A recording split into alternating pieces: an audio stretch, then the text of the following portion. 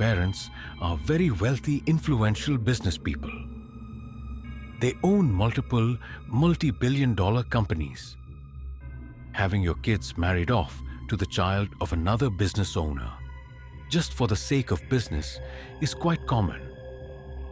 This is important for later. There was a time when I was younger. My parents left for a vacation, so they decided to hire a babysitter. The girl they hired was the daughter of a family friend. She was about 17 at the time. This happened sometime during mid-July. They told us they were only going to be gone a week. On the second day, the girl invited over her boyfriend. She told me to wait in my room.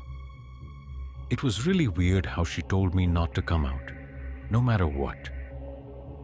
Even if I heard any noises, I had to stay in my room. I figured they were going to be doing adult stuff. I quietly stayed in my room and read a book. The doorbell rang and I heard a dude's voice. I heard the TV turn on downstairs. Even though I was told not to leave my room, the curiosity of what they were doing drove me crazy. I quietly sneaked out of my room and tiptoed my way downstairs. I peeked around the corner and saw them cuddling while watching the movie. As my curiosity was satisfied, I went back to my room. Some time went by, and I heard yelling come from downstairs. It sounded like they were having an argument. I once again wanted to go see what was going on. But for some reason, the words, "Whatever you do, do not come downstairs. Even if you hear any weird noises, promise me you will stay in your room," echoed through my mind.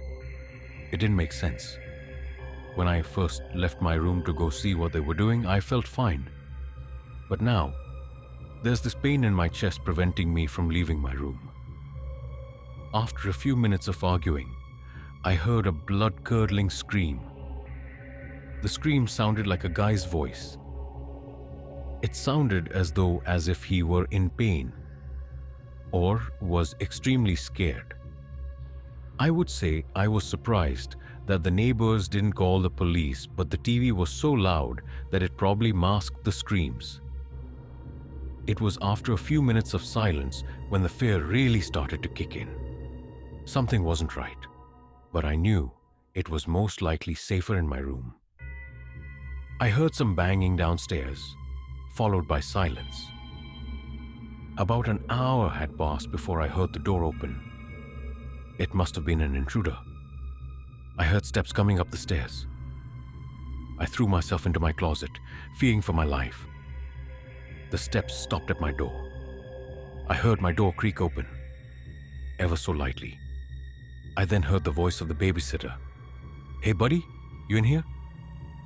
Hesitantly, I said, "I'm in the closet." She opens the doors and chuckles. "Well, what are you doing in there, you goof?"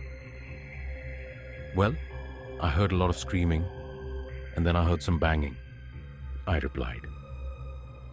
While it was only for a mere moment, the babysitter's expression grew stone cold. She immediately smiled and said, "Oh, me and my boyfriend were watching a scary movie. I didn't want you to come down because I knew it would give you nightmares." Guess I had the volume too high. I knew she was lying.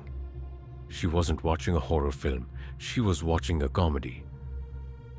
I figured it would be better not to say anything. "Then what was that banging noise?" I asked. Without skipping a beat, she said, "Oh, my boyfriend got scared and knocked something over." Then, "Why was there silence for an hour?" I asked. Her gaze grew menacingly cold. "Why are you asking so many questions, buddy?" I flinched back, knowing that I messed up. She let out a big sigh and said, "Look, my boyfriend wasn't feeling good, so we drove our cars to his place. I helped him inside and talked with him for a little while. Nothing happened, I promise you. We good?" She asked that last question with a smile, but I could tell I was testing her patience and that any more poking would get me in trouble. I nodded, and she brought me downstairs to watch a movie. Over the next 4 days, my babysitter made meals that had a lot of strange tasting meat inside. It wasn't bad, but it just tasted funny. I chalked it up to her not cooking it properly. I didn't get sick, however, so that was a bonus. My parents called, letting us know that there was a massive storm, so they would be gone for another week. After about 10 days of my babysitter staying with me, I decided that I would get a popsicle. I asked my babysitter for one, and she told me it was fine. She told me to give her a second so she could grab it for me. The freezer was out in the garage where we kept our popsicles, and I already knew where they were. "Don't worry, I can grab it," I yelled, opening the garage door. I could hear her say something, but I couldn't quite make out what it was. I shrugged it off and went to the freezer. However, when I opened the freezer door, I was greeted with something more horrifying. The decapitated head of a man with the word cheetah written across the forehead. The same man she brought to the house a week ago. Not wanting to make a fuss, I closed the door. Before I could turn around, however, I felt the babysitter menacingly hug me from the bag with a knife in her hand. She whispered, almost seductively in my ear, "Hey buddy, I've done something very bad.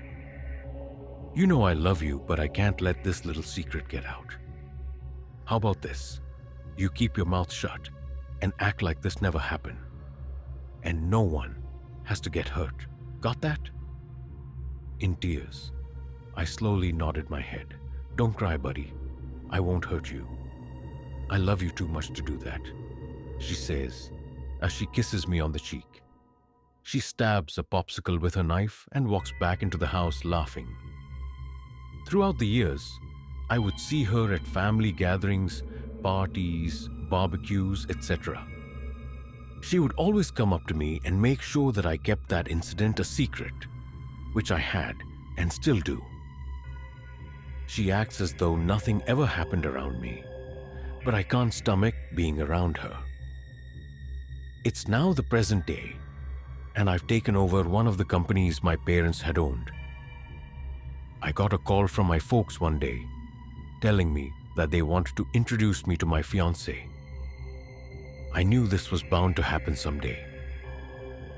I drive to their house and walk inside.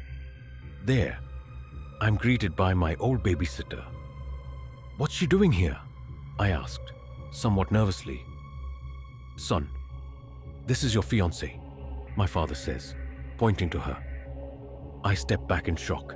She approaches me and says, "I think we're going to have a very happy life together, aren't we?" She asks maniacally, running her finger up my throat. All while my parents stand but a few feet away from me smiling. I'm fearing for my life, knowing that I'm going to be stuck with this psycho. And sadly, there's no possible way I'm going to be able to get out of this.